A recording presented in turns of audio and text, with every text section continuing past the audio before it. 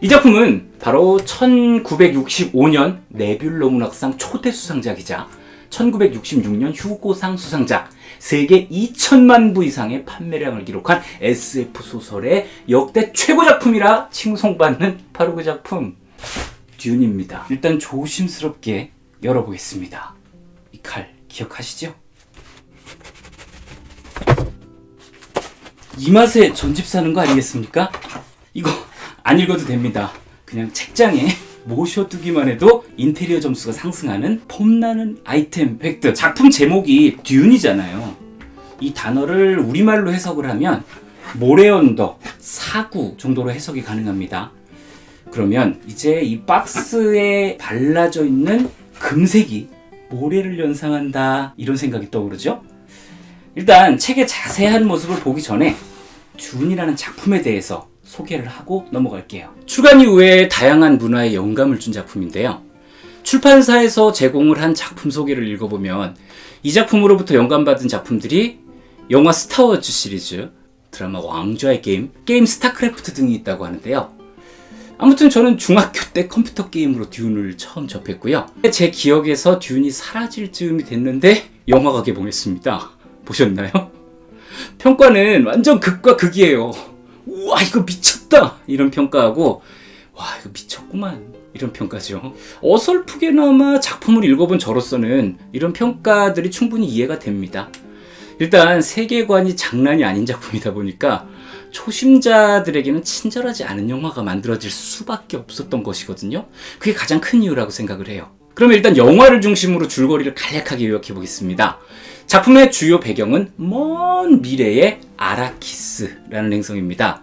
전 우주를 통틀어서 유일하게 스파이스라는 물질을 채집할 수 있는 곳인데요. 스파이스라는 물질은 이 이야기를 지탱하는 가장 굵은 기둥입니다. 정식 명칭은 멜란지, 그리고 스파이스라고 불리는 물질인데요. 영화에서는 계피가루하고 비슷한 흡사한 형태로 묘사가 되었고요. 원작에서도 계피가루 맛이 난다라는 문장이 등장을 하는데요. 이게 다양한 효능을 가지고 있어요. 그 중에서 가장 유명한 것은 인간의 노화를 막고 수명을 연장시켜주는 것입니다. 탐나겠죠? 근데 이게 그냥 채집이 되느냐? 아니에요. 이곳은 인간이 살 수 없는 척박한 모래 행성인데다가 거대한 모래벌레까지 돌아다니면서 목숨을 노립니다. 게다가 원주민들인 프레맨들의 강렬한 저항에 맞서야 됐는데요. 덕분에 스파이스의 가격은 천문학적인 금액으로 치솟아있습니다. 그런 아라키스 행성을 오래도록 지배하던 하코네라는 가문이 전 우주를 지배하는 황제의 명으로 그 관리권을 아트레이데스라는 가문에게 넘겨줘야 하는 상황이 됐고요. 졸지에 권리금도 못 받고 쫓겨날 상황이 되니까 이들은 머리를 굴리기 시작을 하는데요.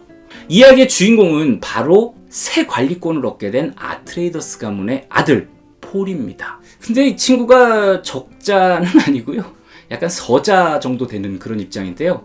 그럼에도 마치 매트릭스의 네오가 세상을 구원할 더 원이었듯 특별한 능력을 타고난 인물입니다. 그런 그가 아버지가 권력 다툼에서 목숨을 잃어버리자 대신해서 가문을 일으켜 세우고 권력을 쥐어가는 이야기입니다. 가문, 권력, 저항, 배신, 반전, 이런 게 계속 뒤엉킬 수밖에 없는 구조를 가진 이야기죠. 그러면 다시 책을 화면 중심에 두고 이야기를 좀 이어가 보죠. 이게 사막에서 펼쳐지는 이야기다 보니까 금빛, 이게 확실해지죠. 거기에다가 이 책갈피도 금빛입니다. 금빛? 네, 금빛이요. 그리고 이것들을 이렇게 주르륵 놓고 보니까 그라데이션도 보여요. 모래바람 느낌이에요. 전집 구성은 이렇게 총 6권입니다. 원작도 6권이라고 하는데요. 그동안 국내판은 얇은 책 수십 권으로 나와 있었는데 이번에 동일하게 6권 양장으로 짜세 잡은 듯합니다. 이 작품의 저자인 프랭크 허버트는 1950년대 후반에 기자로 활동을 하다가 해안의 모래언덕에 관한 기사를 준비하는 과정에서 모래언덕의 장대한 풍광에 매료됐고요. 무려 6년에 걸쳐서 이 작품을 완성했다고 합니다. 그렇게 첫 번째로 발행이 된 이후 많은 독자들의 관심을 받게 되자 다음 이야기들이 계속 이어져서 나오게 된 건데요. 우주에서 영토를 빼앗기고 뺏으며 권력 다툼을 벌이고 그것이 대를 이어서 계속된다. 마치 우주판 토지를 연상하게 합니다. 일단 일권만 봐도 듄의 생태계, 듄의 종교 이런 것들이 등장해야 할 정도로 넓은 세계관을 가지고 있고요. 주석이 한 바가지에 인덱스까지 포함이 되어 있습니다. 그래서 이번 영상에서는 듄의 이야기나 세계관을 깊이 있게 다루지를 않고 이 전집 구성과 영화와 관련한 간략한 소개만 하려고 하는 것도 이 작품이 아는 만큼 보이는 작품이기 때문에 깊이 들어가지를 않는 겁니다. 반지의 제왕, 해리포터, 장미의 이름 이런 작품들 팬층이 상당히 두껍고요. 전문가들도 엄청나게 많은 작품이잖아요. 그만큼 깊게 파고 들어갈 재료가 많은 작품이라는 겁니다. 괜히 전 세계에서 2천만 부 넘게 팔렸겠습니까? 제가 영화를 보고 느낀 점은 딱 한 가지였습니다. 거대하다. 감독도 고민이 상당했을 것 같아요. 이렇게나 거대한 세계관을 초심자에게 2시간 남짓한 시간으로 소개를 하고 즐거움을 선사해야 한다? 원작이 100만 년 이상 이어진 문명에 대한 이야기고요. 인간의 생존, 진화 등을 함께 다루면서 아버지에서 아들로 이어져가는 이런 얘기들인데 쉬운 일은 분명 아니겠죠.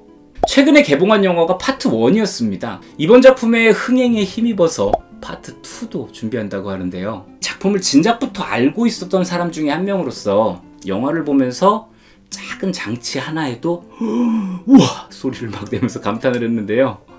아무것도 모르고 영화를 봤다면 불호라는 평가를 내리셨을 것이다. 이것도 인정합니다. 대신에 이 영화가 전했던 거대함, 요 느낌은 많은 관객들이 공감을 했을 테니까 더 알고 싶고 알고 나서 더 즐기고 싶은 생각이 드셨다면 오늘 소개해드리는 원작이 있으니까요. 참고하셔서 듄의 세계, 이른바 듄니버스에 합류해 보시길 권하겠습니다. 네, 여기까지가 오늘의 책 듄 세트 리뷰였습니다. 영화 보고 책 보셔도 되고요. 책 보고 영화 보셔도 됩니다. 근데 책부터 보고 영화를 보려면 영화관에서 보는 건 좀 힘들지 않을까요? 그럼 저는 또 다른 작품으로 여러분을 만나러 오겠습니다. 즐겁게 감상하셨다면 구독, 좋아요, 알림 설정까지 꼭 부탁드리겠습니다. 감사합니다.